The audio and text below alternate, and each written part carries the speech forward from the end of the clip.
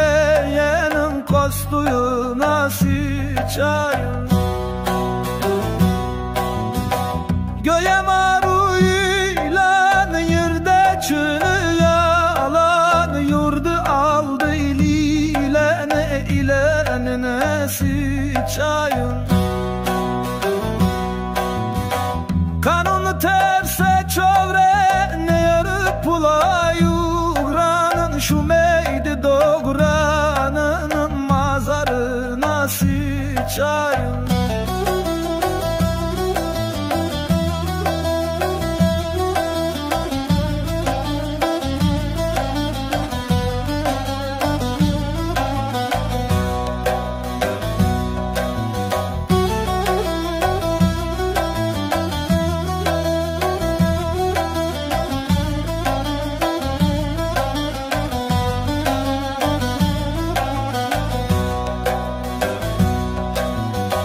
Para horluk getiren boş mecliste oturan halkı berge batıran boş kellene sıçayım.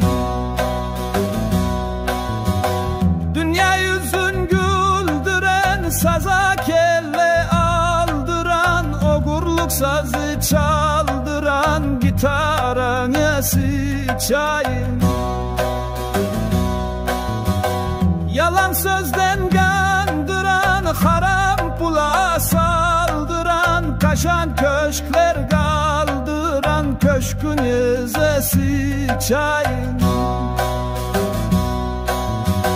Hakikatı pozan, kalbarzanı yazan, pogonlu peli azanın pogonuna sıçayım.